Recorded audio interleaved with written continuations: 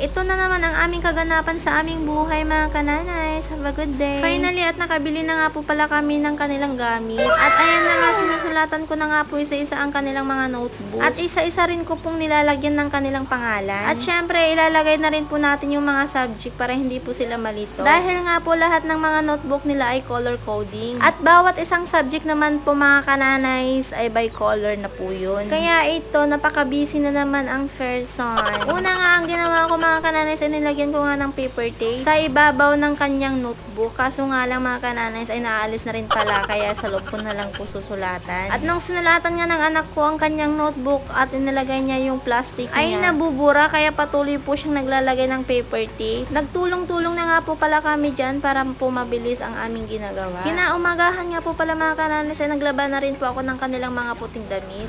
At nung natuyo na nga ang kanilang mga damit mga kananays ay agad ko namang kinuha at mamamalansya naman po ako.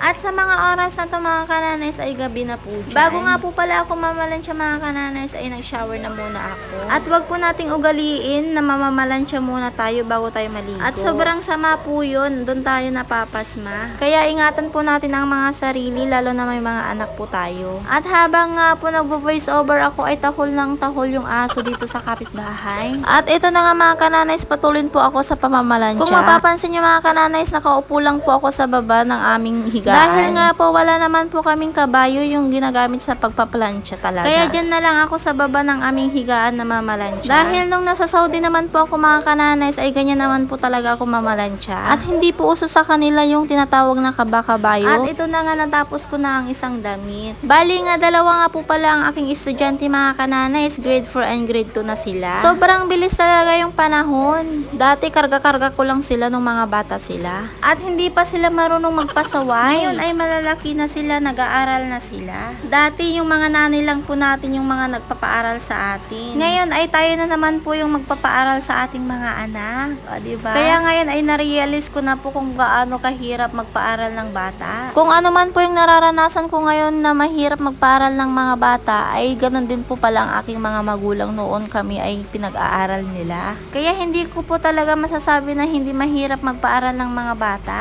Ay totoo naman talagang sobrang hirap magpaaral ng ating mga anak. Lalo na minsan nakakapos din tayo sa pera. Pero salamat sa Panginoon at sa asawa ko ay nakakaraos po kami sa araw-araw. At tulad ka ng sabi ko sa mga ibang video ko mga kananay, ayaw namin ng asawa ko na paranasan nila yung mga naranasan namin noon. Kaya lagi kong sinasabi sa aming mga anak ay mag-aral sila ng mabuti. At habang malakas pa po kami at kaya pa po namin silang pag-aralin ay mag-aaral sila. I always remind them na mag-aral silang mabuti. Uy, English yan na, sana all. At ito na nga mga kananays, patapos na ako mamalansya. At nung naplansya ko na nga po pala mga kananays ay pinatry ko nga po pala sa anak ko. Dahil nga po nung binili namin mga kananays, tong palda niya ay maluwang sa kanya. Kaya i-a-adjust po natin yung pagsabitan ng kanyang palda. At ayun na nga, bago ko pala sana plansyahin, ito ay inayos ko na agad. Bago ko lang naisip na i-adjust nung tapos na ako sa pagpaplansya. At ito na nga ay piniprepare ko na po ang karayom at sinulid. At sa mga oras na to mga kanana ay sobrang inaantok na ang aking mata. Mga alas 9 na po pala dyan ng gabi. At buti na lang kaya ko pong magtahi. At isa na rin po to na tinuro sa akin ng aking tatay. At kailangan ay matuto kaming magtahi. At buti na lang kaya ko naman magtahi mga kanana. Dahil nga tulad ng sabi ko sa inyo ay tinuruan ako ng aking tatay. Kaya kayang-kaya ko po ang magtahi. Kaya minsan kung may mga butas ang aming mga short panty ay tinatahi ko talaga. Charot-charot lang, baka maniwala naman po kayo sa pagtatahi ng panty. At ayan na nga, itinutusok ko na nga ang sinulid at naduduling po talaga ako. Sino naman pong hindi maduduling dyan dahil ay sobrang napakaliit po ang butas ng karayom. At sabi nga sa bugtong-bugtong, bilaan mo muna bago mo ipasok. O yung mga iba dyan ay iba na ang iniisip, mga green-minded kayo. Sinulid po ang sagot mga kananays. Huwag naman po kayong mag-isip ng kung ano-ano dyan. Diba? At patuloy pa rin po ako nagtatali ng sinulid dahil nga po sobrang dulas po sa kamay ang sinulid. Sobrang nangangawit na po talaga ako dyan. At nung naitali ko na nga po pala mga kananays ay tara samahan nyo po akong magtahi.